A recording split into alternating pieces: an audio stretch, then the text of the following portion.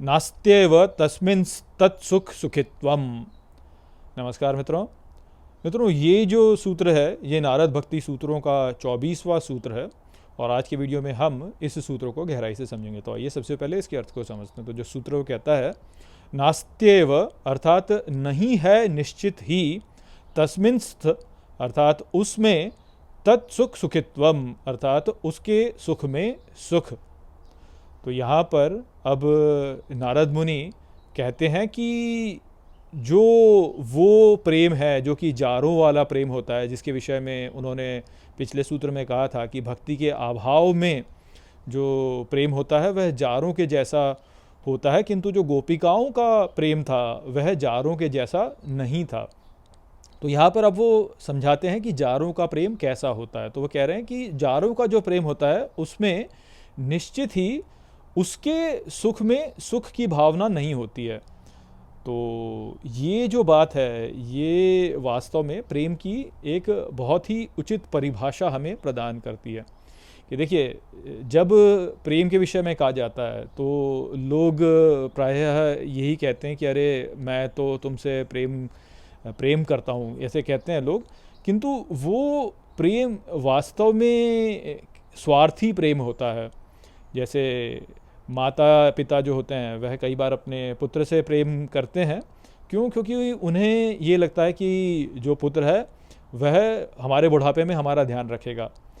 जैसे माता पिता जो होते हैं वह पुत्र से अधिक प्रेम करते हैं, पुत्री से उतना प्रेम नहीं करते। क्यों? क्योंकि उन्हें पता है कि पुत्री जो है वह तो दूसरे के परिवार में चली जाएगी, तो वह तो हमारा ध्यान रखेगी नहीं, पुत्र ही है जो हमारा ध्यान रखेगा। इसलिए पुत्र में अधिक प्रेम होता है और पुत्री में जो उनका प्रेम होता है वो होता है, किंतु फिर भी कम होता है। तो यहाँ से हमें ये स्पष्ट दिखता है कि कैसे जो माता पिता प्रेम वो कर रहे हैं उस प्रेम में भी उनका स्वार्थ है।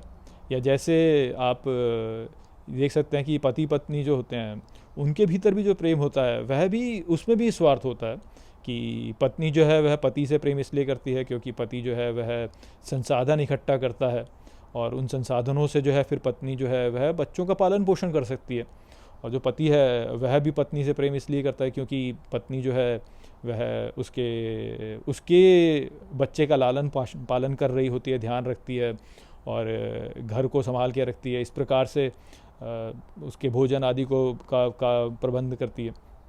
तो यहाँ पर भी जो है एक स्वार्थ की भावना होती है बीच में। तो ये जो स्वार्थ की भावना बीच में है ये वास्तव में शुद्ध प्रेम नहीं है। ये जो प्रेम है इसमें थोड़ा सा मल आ जाता है, स्वार्थ का मल इसमें आ जाता है।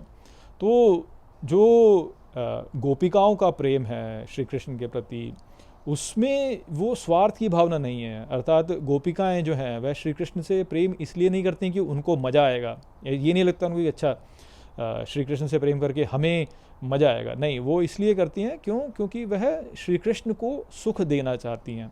अर्थात जो भक्ति का भाव होता है जो कि शुद्ध प्रेम है उसमें स्वयं के सुख की भावना नहीं रखी जाती है, उसमें केवल जिससे हम प्रेम करते हैं उसके सुख की भावना रखी जाती है।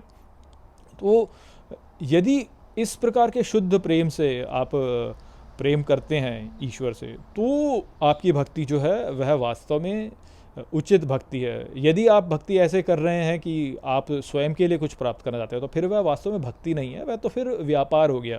कि मान लीजिए कि आप भगवान की पूजा करते हैं ताकि आपको कुछ मिल जाए।